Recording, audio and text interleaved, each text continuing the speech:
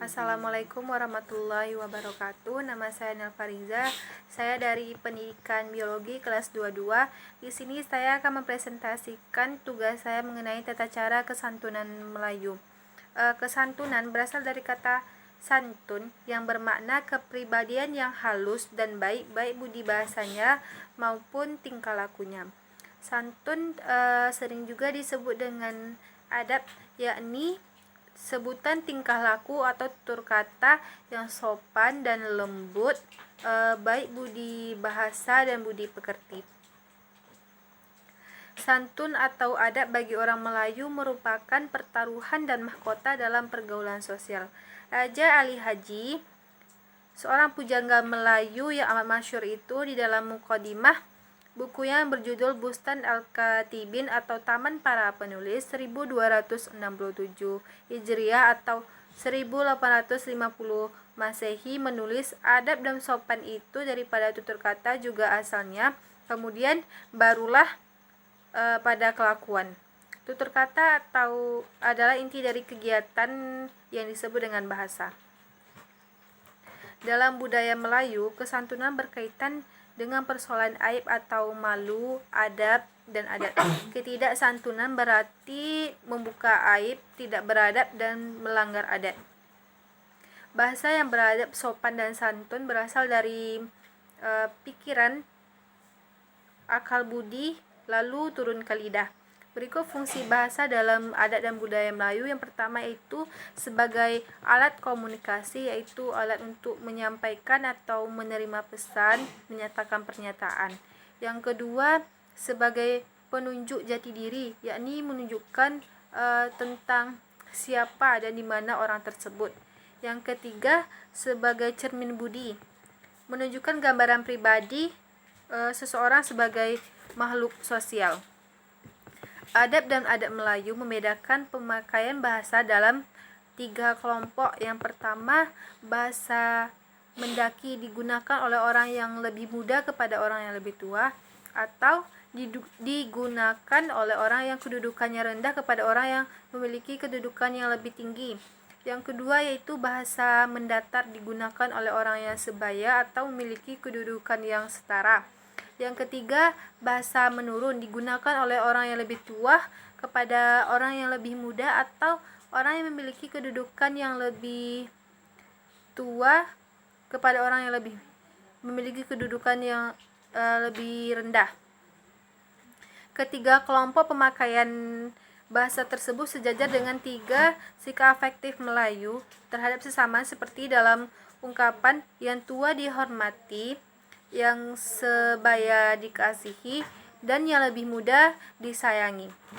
Dalam Hasanah Petuah Melayu, Tenas Effendi mencatat tindakan kebiasaan kebahasaan yang dikatakan santun mencakup yang pertama yaitu bercakap. Adab bercakap mengandung adab. Yang kedua berbual. Adat berbual mengandung akal. Yang ketiga berbicara. Adat berbicara berkira-kira. Yang keempat berbisik. Adat berbisik berbaik-baik. Yang kelima berujar. Adat berujar bertunjuk ajar. Yang keenam bertutur. Adat bertutur menuruti alur. Yang ketujuh berbincang. Adat berbincang menuruti undang. Penerapan budi bahasa dalam komunikasi, ucapan, peraturan, dan pergaulan. Contohnya yang pertama yaitu antara ibu, bapak, dan anak.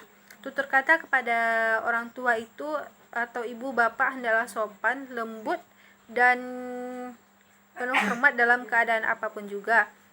Kita tidak boleh mengatakan dan tidak boleh sekali-kali beraku atau berengkau kepada kedua orang tua atau memanggil nama mereka. Santunnya itu misalnya kalau kita keluar rumah itu minta izin, menuruti semua perintahnya, dan menjauhi semua larangannya. Antara adik-beradik, hubungan adik-beradik disusun oleh urutan kelahiran. Yang muda mesti menghormati yang lebih tua, harus memanggil secara baik seperti akak long, abang ngah, kak ngah. Selain itu, berinteraksi dengan orang yang lebih tua harus menggunakan nada yang lembut dan sopan. Antara murid dan gurunya itu tata cara kesantunan antara murid dengan gurunya yaitu menggunakan bahasa yang lebih sopan atau santun. Kalau di kelas itu misalnya kita mendengarkan materinya, kalau di luar menegurnya atau salim, mengerjakan PR, gitulah. Adat merupakan pembentuk kepribadian Melayu. Adat Melayu telah mengadopsi seluruh nilai-nilai Islam. Etika Melayu adalah ilmu tentang kebiasaan bertingkah laku baik atau buruk yang sudah menjadi pedoman masyarakat Melayu sejak dulunya. Yang pertama, etika kepada Allah, yaitu sikap perbuatan yang seharusnya dilakukan oleh manusia. Yang kedua, etika manusia terhadap dirinya sendiri, yakni menghargai dirinya sendiri. Yang ketiga, etika sebagai pemimpin, yakni pemimpin adat atau imam yang merupakan pemimpin adat yang berwibawa, selalu ditinggikan dan menjadi panutan.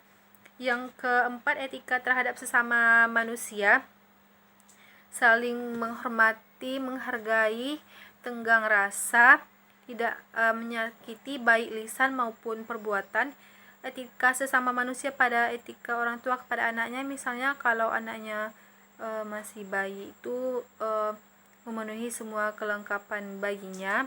Etika kepada ibu dan bapak, tuntutan untuk menyayangi dan menghormati orang tua, tidak boleh melawan kepada orang tua. Etika terhadap alam lingkungan, yakni tidak boleh merusak lingkungan, tidak boleh buang sampah sembarangan, tidak boleh menyakiti hewan atau tumbuhan walaupun itu sekecil apapun. Sekian dari saya. Wassalamualaikum warahmatullahi wabarakatuh.